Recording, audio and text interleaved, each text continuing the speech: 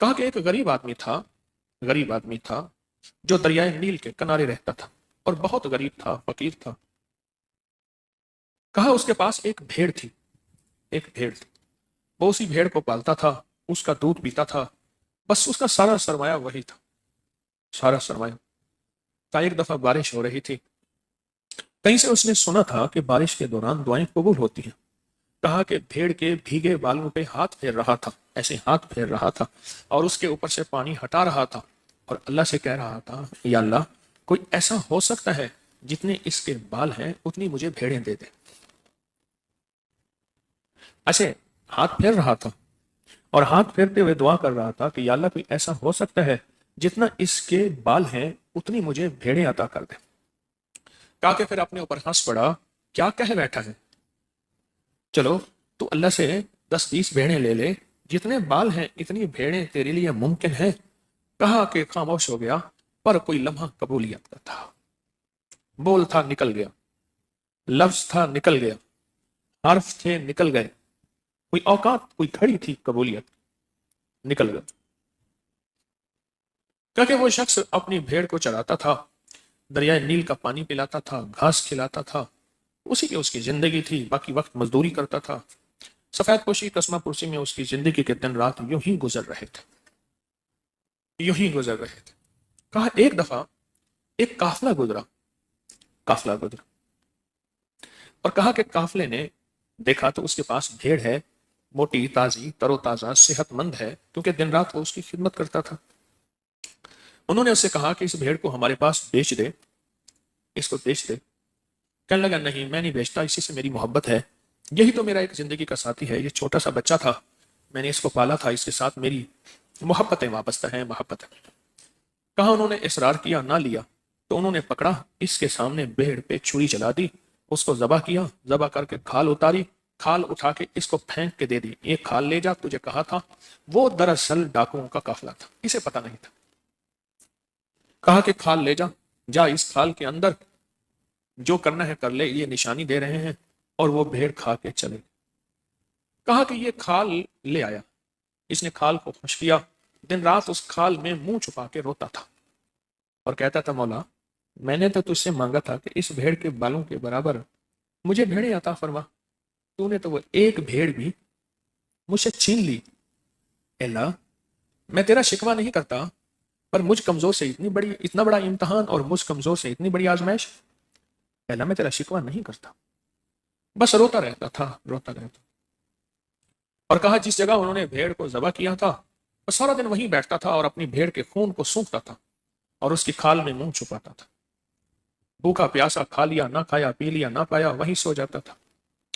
کچھ ہی عرصے کے بعد وہاں سے قافلہ گزرا، اس نے دیکھا تو اس کی فریاد، اس کی ہائے، تو قافلے نے پوچھا، یہ بھیڑ کی کھال اور تو اس میں منہ چھپائے رو رہا، تیری ہڈیاں نکلی ہوئی ہیں، تو کون ہے، کیا ہے؟ تو اس نے وہ سارا واقعہ سنا ہے۔ انہوں نے کہا میں ایک چھوٹے سے بھیڑ کے بچے کو پالا تھا اور پھر اس کو بڑا کیا، اور ایک دفعہ بارش ہو رہی تھی، میں نے سنا کہ بارش میں دعائیں قبول ہوتی ہیں، تو میں نے اس پہ ہاتھ پھیرتے ہوئے کہا تھا کہ اللہ، ایسا ممکن ہے کہ اس بھیڑ کے بالوں کے برابر مجھے بھیڑیں دے دے؟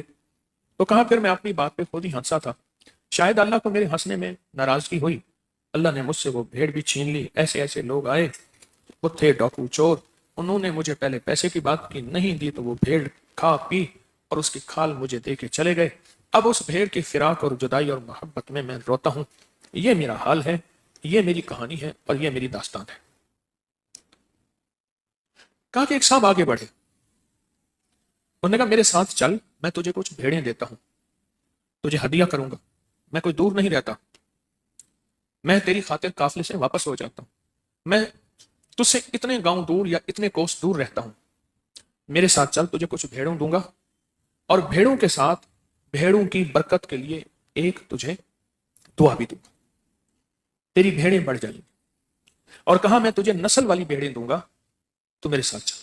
انہوں نے اس کو تسلی دلائی، ان کے ساتھ چل پڑا۔ پتا چلا کہ وہ اپنے گاؤں کا سردار تھا، بڑا تھا، اس کا وہاں بہت عزت وقار، بہت مال تھا۔ اس نے ایک چھوٹا سا ریوڑ بھیڑوں کا مجھے دے دیا، اور دینے کے بعد کہا دیکھ، یہ ریوڑ بھی دے رہا ہوں، یہ ایک دعا ہے جو چمڑے پہ لکھی ہوئی ہے، چمڑے پہ لکھی ہوئی ہے، محنت کر کے اس کو یاد کر لے، محنت کر کے اس کو یاد کر لے، اور یاد کرنے کے بعد اس دعا کو پڑھا کر، سارا دن پڑھا کر، سارا دن پڑھا کر، پڑھتے پڑھتے اس دعا کو سارا دن پڑھا کر، اور انشاءاللہ تیرا کام ہو جائے۔ کہا بیڑوں کا ریوڑ لے کے میں آیا، گھر پہنچا، وہ دعا میں راستے میں یاد کرتا آیا، کرتے کرتے وہ دعا مجھے یاد ہو گئی، کیونکہ انسان کو جب شوق ہوتا ہے، شوق میں ہر چیز یاد ہو جاتی ہے۔ وہ دعا یاد ہو گئی، اور یاد ہونے کے بعد کہا میں نے اس کو پڑھنا شروع کیا۔ کہا چند سال ہی گزرے تھے، میری نظر جہاں جاتی مجھے بھیڑیں نظر آتی، میری نظر جہاں جاتی مجھے بھیڑیں نظر آتی۔